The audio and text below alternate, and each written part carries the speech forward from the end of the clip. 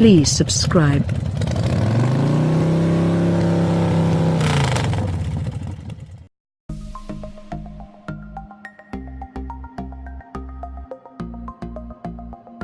Yes, it's only $14,000, but the term entry level takes on a new meaning for the fourth generation Kia Rio. Kia views the Rio as a stepping stone, hoping that buyers will like its little car so much that they'll trade up as their needs and families grow. The 2018 Rio makes a compelling argument for this theory. Once again available as a four-door sedan or hatchback, the new Rio is longer, lower, and wider than its predecessor.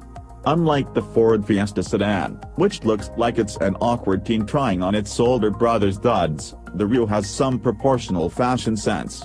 Hints of Optima grace the lines of the sheet metal, and the signature Kia grille up front flows nicely across the prow and seamlessly into the headlights. On the sedan, the taillights echo the K900 for a look that's more serious and mature than the previous model. The hatch goes for some sculpting action in the rear, though it's not as dramatic as, say, the extroverted haunches of the Honda Fit. Overall, the Rio is a small car that's comfortable in its own skin. The 1.6-liter four-cylinder carries over from the last generation, down 8 horsepower and 4 pounds-to-foot of torque from last year for a total of 130 horsepower and 119 pounds-to-foot. But what the Rio lost in power it has gained in fuel efficiency. Both hatch and sedan versions boast figures of 28/37 30 of a mile per gallon city/highway/ combined with the 6-speed automatic, and the 6-speed manual nabs 1 additional mpg in the city.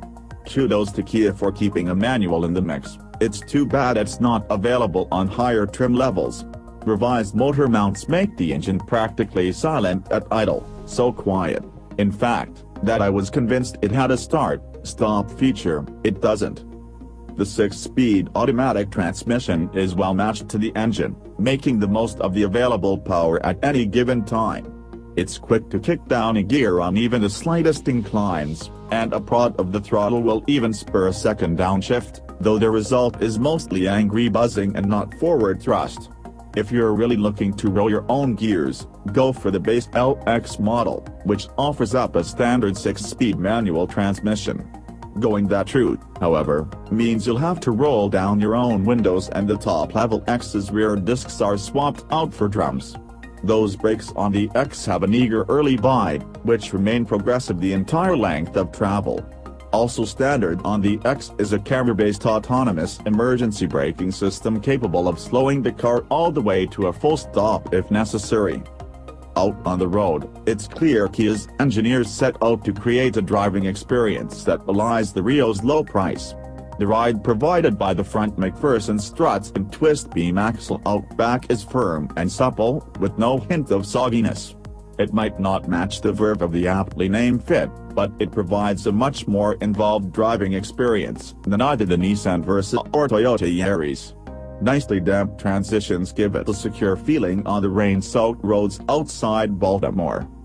That's especially impressive, given the diminutive 185/65/15 tire setup that's standard across all trim levels, with the X featuring alloy wheels. Larger 17-inch wheels are offered in Europe, but they're not currently planned for the US. Given the quality of some of the streets here, that might not be such a bad thing. As far as entertainment goes, LX and S models feature MP3 and satellite capability, playing through 4 speakers, all controlled through a 5.0-inch display. The X kicks it up to a 7.0-inch touchscreen featuring Kia's Evo 3 infotainment system, which adds Apple CarPlay and Android Auto, as well as a pair of tweeters in the dash. There's also an upgraded 3.5-inch display tucked into the instrument panel, which will remind your rambunctious kids that it's time to come home. Thanks, programmable curfew alert. It's important to note, however, that the Evo 3 system won't include built-in navigation, instead utilizing the maps integrated with your smartphone. It's a great setup as long as you're within cell service. But once my test drive takes me outside the city limits of Baltimore, I'm surrounded by the boonies pretty quickly. Here, cell towers are few and far between, revealing a limitation of Apple CarPlay. With no data available, I watched the map dissolve into a sea of grid lines, rendering navigation useless. If you frequently venture into less populated areas, you might want to bring along a map or use Android Auto, which allows offline map downloads. At least the interior is a nice place to spend time even if you're lost out there in the wilderness. Controls are logically laid out, and the X provides a bold punch of color with a swanky red accent leather package as an available option. It manages to be tasteful than gauche, and it's the only splash of spice of an otherwise straightforward palette. Even the exterior colors paint a decidedly muted picture. If you're looking for something more extroverted, Honda will sell you a Fit in Orange Fury, or you can spec out a Chevy Sonic in Kinetic Blue. The most adventurous color in the Rio lineup is a nice shade of green. As the entry-level car in Kia's lineup, the Rio carries an appropriately entry-level price, $13,990 for a base Select sedan. Springing for the hatch will set you back $14,290, and the automatic transmission adds $1,000 to either body style. Expect to pay around $18,000 for a fully loaded X model, though Kia says the majority of buyers will opt for the mid-grade S, which comes with remote keyless entry, Bluetooth connectivity, cruise control, power windows, and more. With the 2018 Rio, Kia digs under the sheet metal to sharpen and strengthen its small car reflexes while making the overall ride quieter, tighter, and more refined. So, is the Rio now all grown up? Not really.